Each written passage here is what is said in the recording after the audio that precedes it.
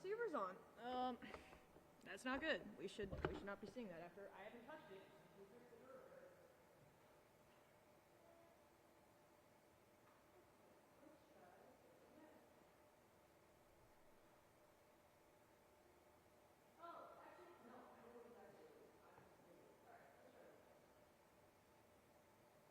Okay, you should have heard a giant. Now can you hear me and my annoying voice?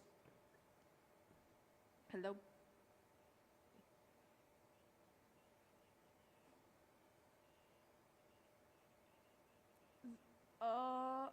What I can do is try something real quick. It's probably staticky because when everyone was saying I was quiet, I bumped up the audio in the internal of the camera, which does make it a little bit less clean.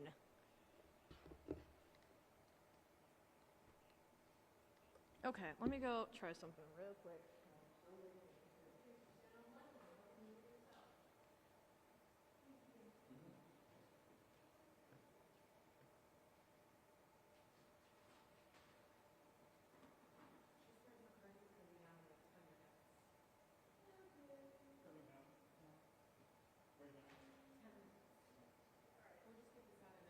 Supposedly we're here now more like 10 minutes, but okay, is this any better or is it still like staticky?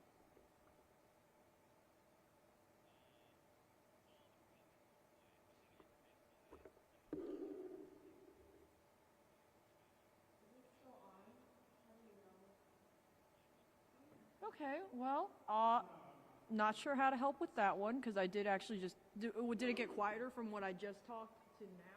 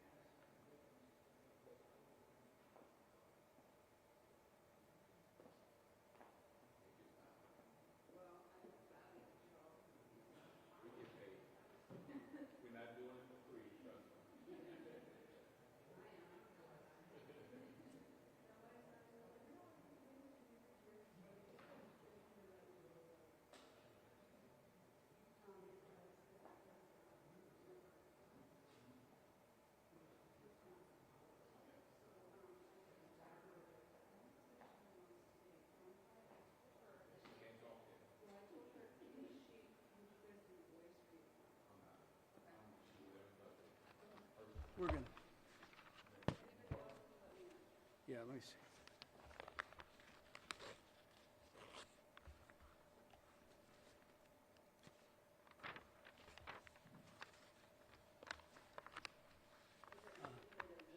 Are you going, Lauren, are you going to explain about the victim who would...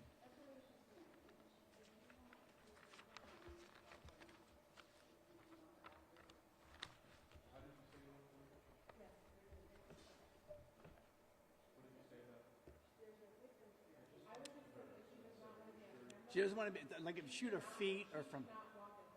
Then have her, you do your thing. Right. Then we'll stop the camera, and she get up there, and we can shoot her. All right, that sounds great. Let's do that? All right. Yeah.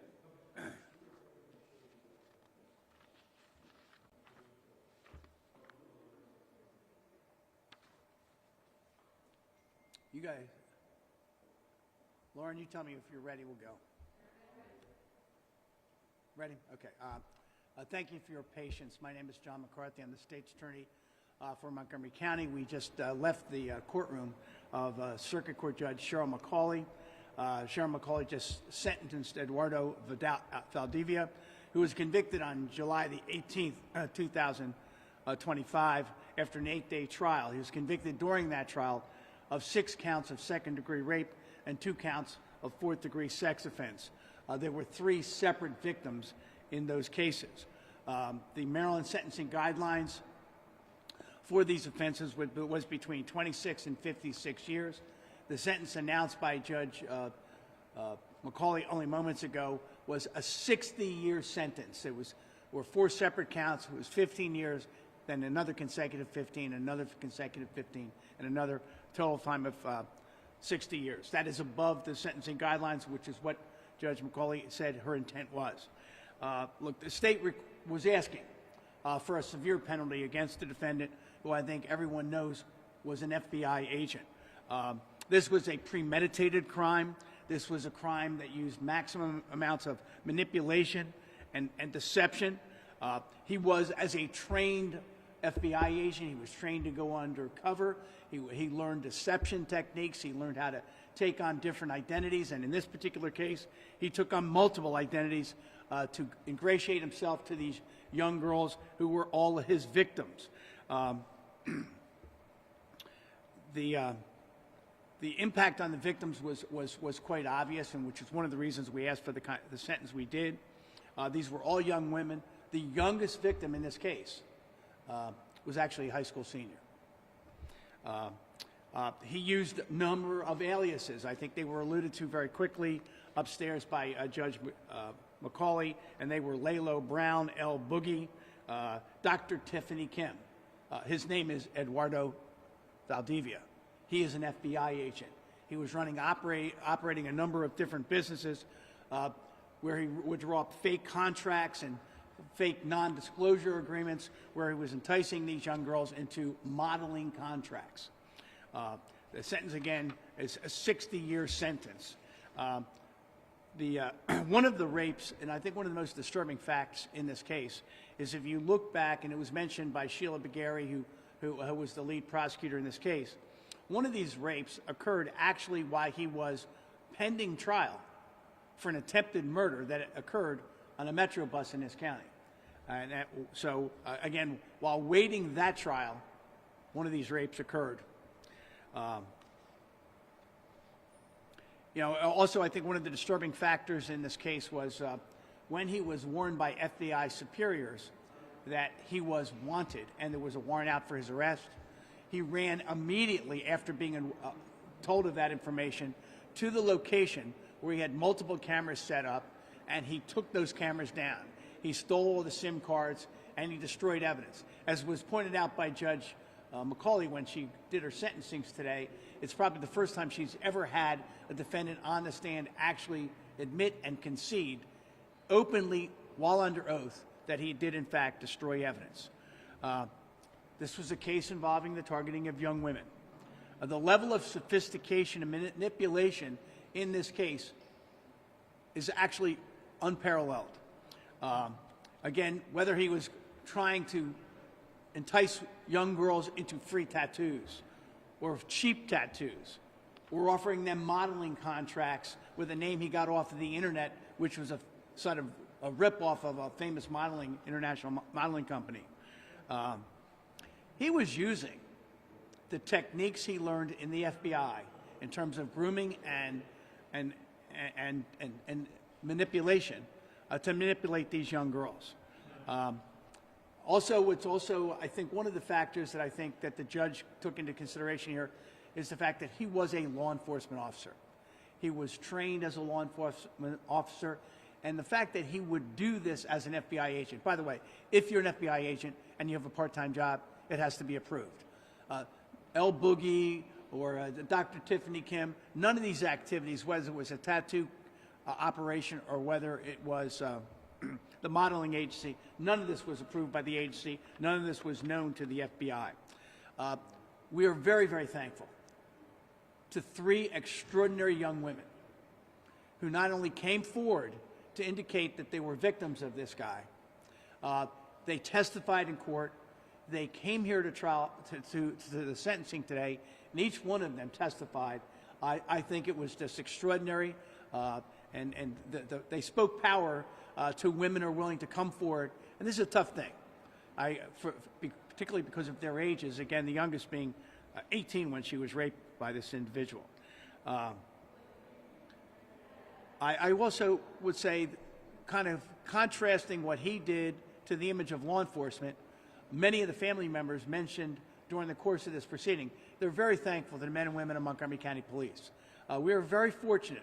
We have an extraordinary police department in Montgomery County, and the investigative units are outstanding. And the kind of work that went into building a case against a federal law enforcement officer, we should be grateful that everyone is held accountable, and he was held accountable here today to the tune of 60 years in jail. I could not be prouder of Sheila Gary and Rachel Morris, who are the lead prosecutors in this case. I know the family members have thanked them as well as thanking the police. I'm very proud of these women. This was an extraordinarily complex case against a man who had escaped accountability on a prior case. And so there were high stakes here for us. And again, it's the bravery of these 3 young women is the reason we stand here today. I want to thank them. I want to thank their families who accompanied them here today, spoke out to protect these young women. This is something that's difficult not only, and I will say this, not only for the young women who were taken advantage of in this case, but it's tough for the family members, and that was spoken to in the sentencing here today. If you're a dad and your daughter was sexually molested or assaulted, it's something you carry with you. It's something that's very tough for you to deal with. So, having said that, if anybody has any questions for me, I know there might be some other stuff. Anybody?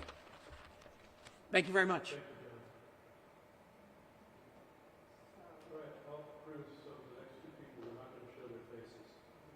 Okay? Yep. Got it.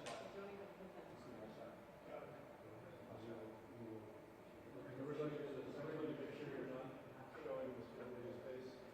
Everybody's kind of like zoomed in on for these people, right? You know we're live streaming it.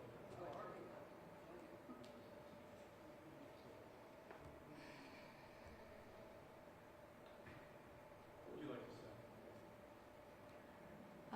First off, I would like to thank Montgomery County's justice system for taking into consideration how this has affected me and my family and how this has affected the other victims and their families as well. I would like to thank the prosecutors and the detectives that worked hard on this case. They have spent a lot of time and nights working hard to make sure that we have received justice and that our county stays safe. So I would like to thank them. I truly feel grateful. What do you think of what he had to say in court? Honestly, What did you feel when you looked at him in court? sad. I do believe that we are all born good and that once we enter this world does change us and form us. And there are certain things to take into consideration for his behaviors, his job, how he was raised, where he was raised, the people who brought him up. There's a lot of things to contribute to how he turned out to be a monster like this. I feel like the words that he has said are excuses for his behavior. You can only do so much good. It only takes one bad thing to lose the trust of the people around you. And this does not reflect well on the United States whatsoever, especially about what we have going on. A lot of us feel that we want to make America great again and that we want to make it a safer place. But it's hard to feel like that when we are hiring and we are having people within our government, within our system that cannot be trusted, that don't respect the diversity we offer here and respect the opportunities that Montgomery County has opened for women. And to find that there's somebody that just does not respect that saddens me, especially since this, out of all the states in the United States, Maryland has been such a loving, warm environment for many minorities, many nationalities, and for many people. Tell us how you were able to draw courage and strength through this process to testify and to give a victim impact statement and to face this monster in court. Well, I cannot do anything on my own. It's through Christ that I get my strength, and it's through my religion that I just give thanks that I found a community of other Christians that helped me to get through what I've been through, and being through the fact that this has not been the first time I've been assaulted. The first time that it ever happened to me, I felt like I had no voice. Now being older, now growing up and being in the world, I feel like I had a voice, and to have somebody that tried to take something away from me that wasn't his to take, and honestly there was nothing to take. You can't take from me something that someone else has taken from me. I felt like I had to speak up, and knowing that the fact that this person had followed my friends, my family members, were so close to other community members that I adored and loved, I was unsettled by that, and I wanted to protect those around me rather than feel the satisfaction of or take revenge on him myself personally. I just wanted to protect others. Can you tell us about your reaction to the sentencing? Do you feel that with the number of years, 6 years, that justice has been served? I think what the judge has done is fair. Do I think, am I personally satisfied with 60 years? Yes and no. I feel like by that time, God willing, he will be rehabilitated or stay where he is or die there, for all I care. I think that overall, the main fact is he's locked up, which is important. The main fact is that he is separated from the rest of us, and that's all that matters to me.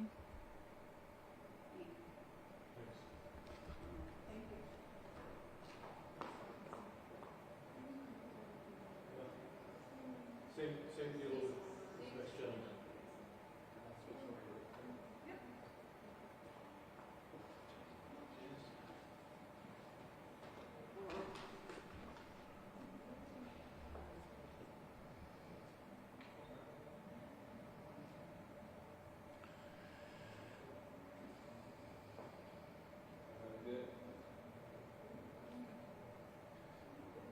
So I wanted to start by thanking and recognizing the Montgomery County Police Detectives. They were the first people that we saw in this process. They were professional and compassionate and should be recognized for all they did to bring this case forward. To Mr. McCarthy, Sheila, and Rachel, wonderful people who pursued this case to this point and got us what my family and I consider a fair and just outcome. They were professional, compassionate, tireless. Their dedication to the victims and justice shows what integrity in law enforcement should look like. It is good to see that truth pursued by good people can still prevail. We think that the sentence is fitting and that somebody who should have never been entitled to the position he enjoyed in law enforcement has been taken off the street. That's all we have to say. Thank you.